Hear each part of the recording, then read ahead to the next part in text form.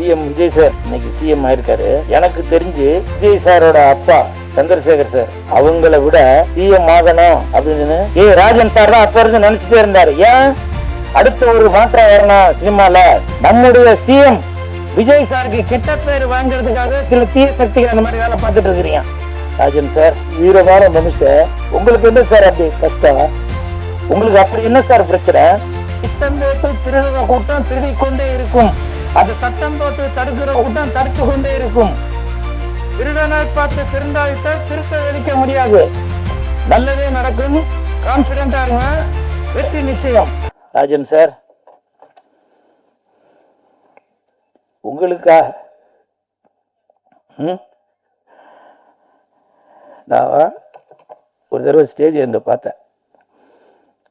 ஒருத்தர் கூட உங்களுக்கு இது மனக்கசப்பு, அப்போ உங்கள் தொடைய அப்படி எடுத்து வாடா அப்படின்னீங்க. அதெல்லாம் நான் பார்த்து வியந்து போனேன். அவ்வளோ ஒரு வீரமான மனுஷன், உங்களுக்கு என்ன சார் அப்படி கஷ்டம்? அவங்க மகன் இன்னைக்கு பேட்டியில் சொல்கிறாரு, எதுவும் ரூமரை கிளப்பாதீங்க அப்படின்னு. ராஜன் சார் உண்மையிலே அப்படி உங்கள் மனசுக்குள்ள என்னதான் சார் இருந்துச்சு? இந்த ஒரு மேடையிலையும் சின்ன தயாரிப்பாளர்களுக்கு நீங்க தான் குரல் கொடுத்துட்டே இருப்பீங்க. நிறைய பேர் நினைப்பாங்க அவர் எல்லாரையும் திட்டுறாருன்னு. அது திட்டல, அறிவுரை சொல்றாரு. நம்மளை நம்பி வர சின்ன தயாரிப்பாளர்களை யாரும் ஏமாத்திடக்கூடாது அப்படின்னு ராஜன் சார் அவ்வளவு குரல் கொடுத்துட்டு இருந்தாரு. ஆனால் 85 வயசு நான் இருப்பேனான்னு தெரியல. இன்னமும் அப்படி ஒரு உறுதியான உடலோடு தான் நீங்க இருந்தீங்க. உண்மையிலேயே அந்த வெள்ளை சட்டை வெள்ளை பேண்ட் அது உங்களுடைய அடையாளம். அந்த உங்களுடைய அந்த வெள்ளை சட்டை வெள்ளை மனசை உங்களோட மனசை காட்டும். அப்படி ஒரு தங்கமான மனிதர். உங்களுக்கு அப்படி என்ன சார் பிரச்சனை? உங்களுக்கு வலதுகரமாக பேரரசாலாம் பல இடத்துல பேசினதை நான் பார்த்துருக்கேன். ஆரி உதயகுமார் சார் பேசினதெல்லாம் நான் பார்த்துருக்கேன். நான் இவங்கள்ட்ட எதுவும் சொல்லியிருந்தா கூட அதுக்கு ஒரு சொல்யூஷன் கிடைச்சிருக்கும். நீங்க அவங்களோட சீனியரா இருக்கலாம். இருந்தாலும் வயது ஆக ஆக எனக்கு தெரியும், என்னோட அப்பா இறந்துட்டாரு இதே மாதிரி தான். ஏன்னா வயசு ஆக ஆக அவங்களுக்கு குழந்தை மாதிரி மனசு ஆயிரும். தன்னுடைய பசங்களாக இருந்தாலும் சரி, மனைவியாக இருந்தாலும் சரி, காசு பணம் எதுக்குமே ஆசைப்படாம அப்படி இருப்பீங்க. நான் அனுபவப்பட்டவன்.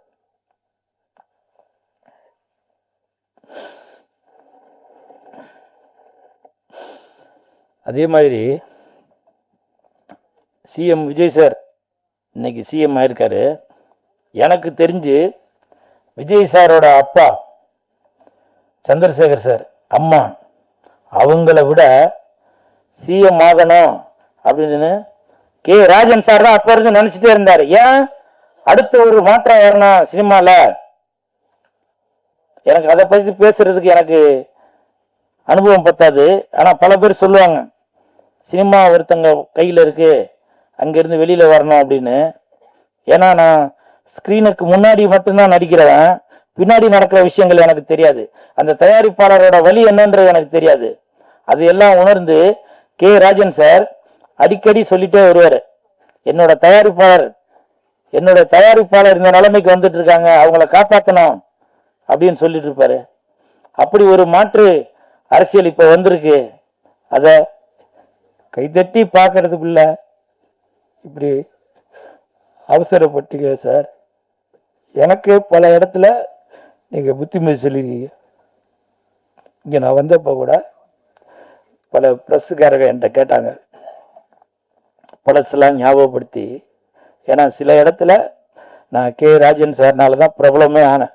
எனக்கு அவ்வளோ புத்திமதி சொன்னார். எனக்கு ஒரு தாய் வீடு மாதிரி, அவர் எனக்கு தந்தை மாதிரி. உங்களது குடும்பத்திற்கு எனது ஆழ்ந்த இரங்கல்.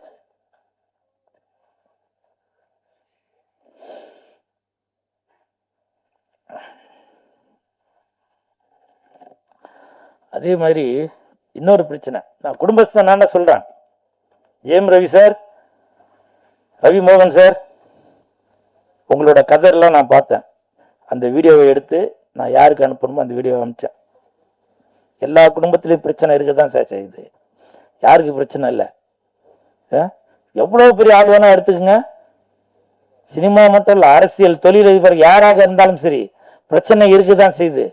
நீங்கள் அதை வெளியில் கொண்டு வந்து வேடிக்கை பார்க்குற நிலைமை தான் வந்திருக்கு. பல பேர் சப்போர்ட் பண்ணுவாங்க, பல பேர் எதிர்ப்பு தெரிவிப்பாங்க. இதே மாதிரி நடிகர் பிரசாந்த் அவர்கள், எனக்கு தெரிஞ்சு சூப்பர் ஸ்டார் ரஜினி சாருக்கு பிறகு அடுத்த இடத்தை பிடிக்க வேண்டியவர் தியாகராஜன் சாரோட சன் பிரசாந்த் சார் தான். அவர் பிடிச்சிருக்கணும். அவரும் இந்த மாதிரி ஒரு குடும்ப சூழ்நிலையில் மாட்டிக்கிட்டு அந்த இடமே வெற்றிடமாச்சு. அதனால ஜெயம் ரவி சார், தயவு செய்து சொல்றேன், நானும் ஒரு குடும்பஸ்தன், அதனால உங்களுடைய உடன்பிறவா சகோதரனா சொல்றேன், ஏற்ற இறக்கங்கள் இருக்க தான் செய்யும். அதை தயவு செய்து பெரியவங்க பேசி அதை முடிவு பண்ணுங்க. ஏன்னா வழி சொல்றதுக்கு ஊரே வரும், ஆனா வழி சொல்றதுக்கு ஒருத்தர் கூட வர மாட்டாங்க. அப்படிப்பட்ட தட்டுங்க சார். இது எனக்கு மட்டும் இல்ல, ஜெயமரவிக்கு மட்டும், எல்லாருக்கும் தான் சொல்றேன். வழி சொல்றதுக்கு ஊரே வரும், ஆனால் வழி சொல்றதுக்கு ஒருத்தங்க கூட வரமாட்டாங்க. என்ன கூட பல பேர் சொல்லுவாங்க, எதுக்கு நீ தியேட்டர்ல போய் கத்திட்டு இருக்கிற, எதுக்கு நீ அந்த நிகழ்ச்சிக்கு போற இந்த நிகழ்ச்சிக்கு போற அப்படின்னு. நீங்க டைரக்டர் தானே, நீங்க ப்ரொடியூசர் தானே, எனக்கு ஒரு வழி காட்டலாம்ல. அதுதான். அதனால ஜெயமரவி சார், தயவு செய்து நீங்க இதை புரிஞ்சு ரெண்டு பேரும் சுமூகமாக ஒரு முடிவு எடுங்க.